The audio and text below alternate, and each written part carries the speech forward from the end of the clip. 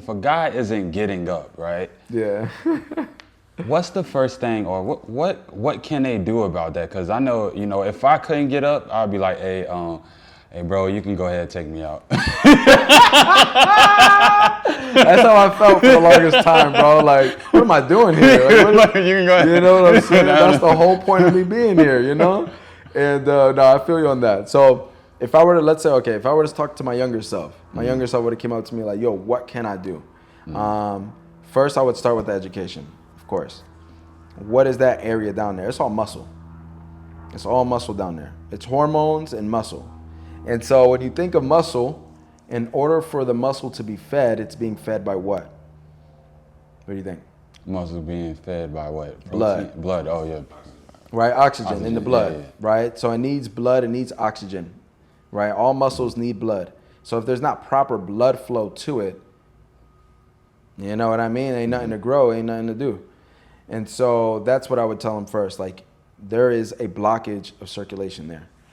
Another thing I would tell them is, it's going to be a little weird, but if you ever go to the doctor and you get, what do they call it, like a colonoscopy or like a prostate exam, they stick their fingers in what? Right? Where the sun don't shine. Why would they do that if they're going after the prostate, if they're going after the reproductive organs? Because they're connected. Because they're right there. Yeah. They're neighbors. People don't realize that. The body is very small. If we're being real, everything that is basically keeping me alive is from here to here. I ain't got organs in my feet. I ain't got organs in my hands and my arms, right? So everything is right here connected, squished up. So a bad apple is going to ruin the bunch. So if you don't have proper blood flow there, you have to look at the organ that's touching it. That the organ that can be inflated, that can be filled up, that's the intestines. And so I would say, look at your intestinal health. Your intestinal health, based off of how inflamed it is, how much you're holding on to, is going to start pinching blood flow to that area. And so what are you eating? How are you feeling? Oh, you know what, I actually do suffer. I probably go like once a day. Oh, you know what, I probably do get bloated. Like, then people will start realizing like their gut issues. Right? And I just make that connection.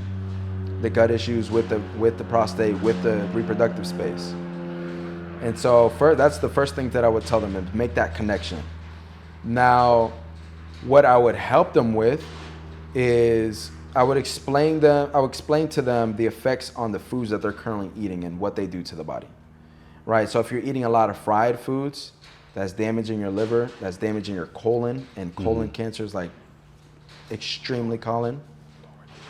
And I would explain to them the connection between their foods and their internal health.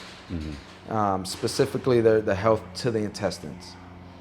So I would have them get rid of the fried foods, because that's usually a bigger proponent, is like fried foods and alcohol. That's like usually the two that destroy a man's, manhood. And then I would get them to understand what the meat is doing to the colon and how it's affecting the intestinal health.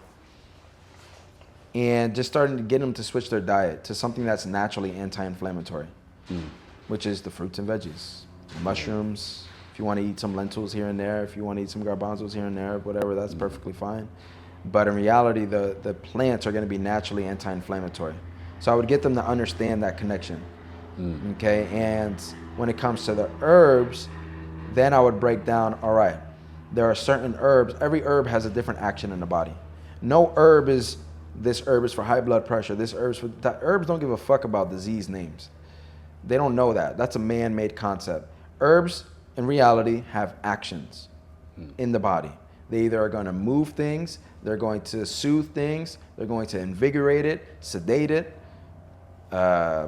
irritate it, like something, right? And so I would get them to understand, in order to move that blood flow, not only do you have to reduce the inflammation on the intestines and kind of basically shrink it to bring that blood flow back, now let's think of herbs that we can use to bring the blood flow intentionally.